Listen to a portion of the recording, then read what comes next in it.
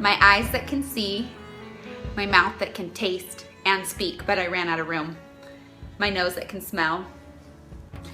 My arms and shoulders that hold me and hold you and hold my children and hold my dearest friends and hold everything that I need to hold in my life. That's what goes here.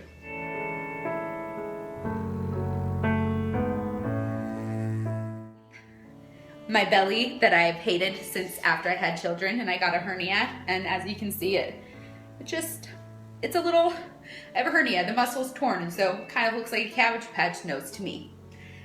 And this that I wrote here is a reminder that my belly button was the source of my life when I was in utero in my mother, and my belly button is stretched and broken from growing 3 kids myself in my uterus, and this opportunity that came from within me. So my belly button here I've circled and written life.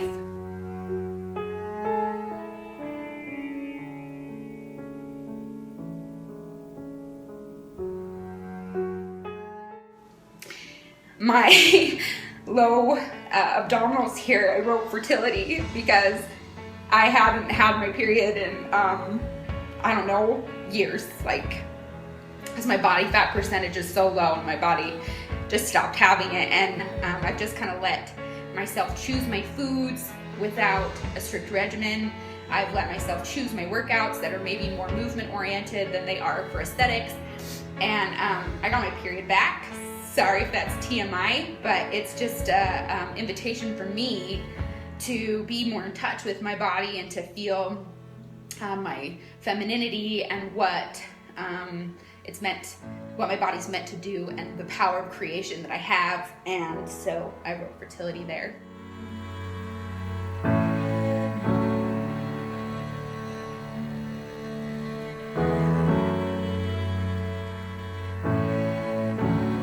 And then after fitness competition, I have just been in the process the last couple weeks of exploring the true value of my body and what, the miracle that it is, and why have I held myself to the standard of being lean for so long.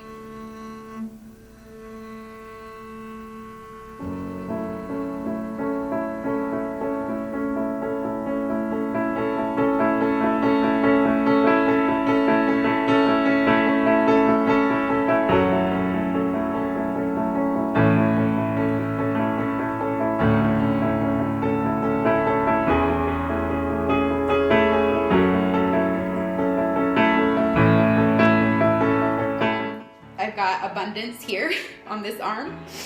I have been really self-conscious about my arms my whole life, and last year I started coming into this, wait a minute, it's okay that I have bigger arms and more manly arms. I get around them. I love handstands, I love pull-ups, I love being upside down, and these arms have done nothing but hug and love and hold, and the bigger they are usually the bigger they are, the more abundance I have in my life.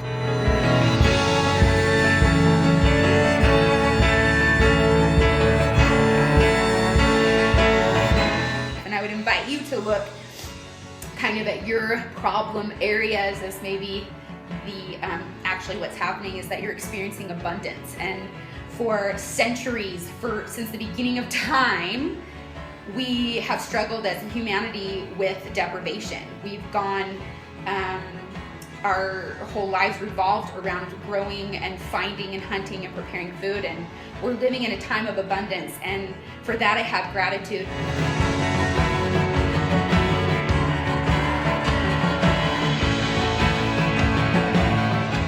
Well, that's exactly what I'm trying to achieve. What does she have to complain about? But it's kind of like that philosophy in life, it's never enough.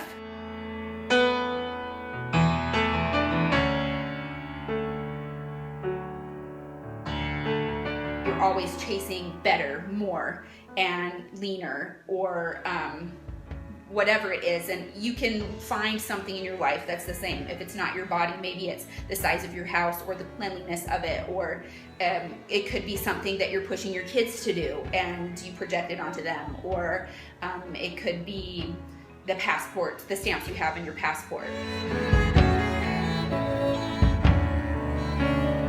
Because it doesn't matter what you look like, what you have, how much money you make, the happiness has to come from inside. And I have definitely come a long way on that journey, and my body is one of the last places that I have to really land into that. Happiness is a state of mind, not an ideal or a perfection or an aesthetic look.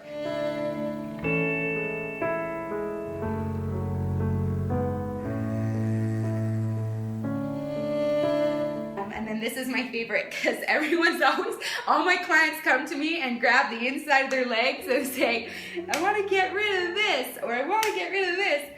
And this is probably the favorite thing I wrote down on my leg, which is transportation. Because for some people, they're in wheelchairs, or they have one leg, or they don't work, and they've had multiple surgeries. I mean, it's nothing to take for granted that you can get yourself around on these things.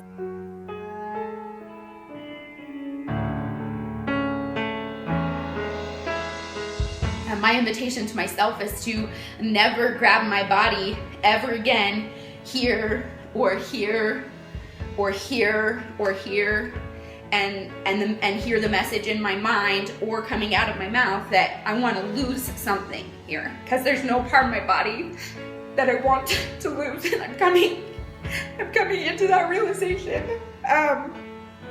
There's no part of my body that I want to lose. And I invite you to take a Sharpie and draw on yourself the reality of the miracle of each of your limbs. Whether it's your stomach and you've got an extra 50 pounds right here.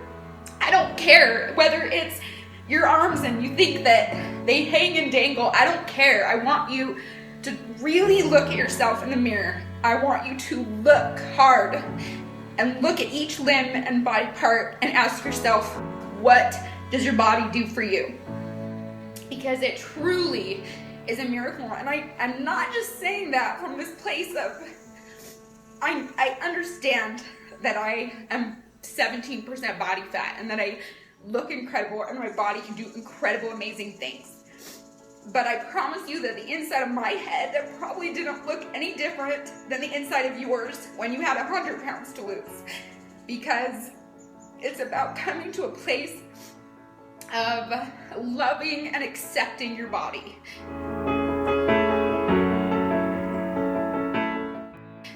And I'm not saying that you have to be stuck at an excess of 100 pounds for the rest of your life in order to love yourself, or that loving yourself will mean that you're stuck there.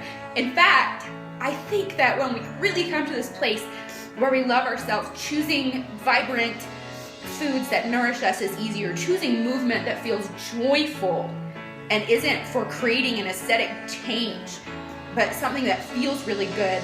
All of these things come together to help us manage our stress and all of a sudden come to peace within us and help us live more vibrant, healthy, loving lives.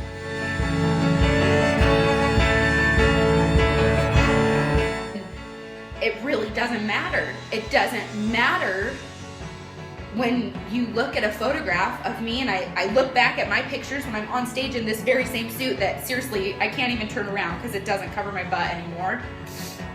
I was no happier with my body then than I am now. In fact, this is the happiest I've been with my body because I'm seeing it for the miracle that it is and not looking for validation from a judge or an Instagram picture or anything else.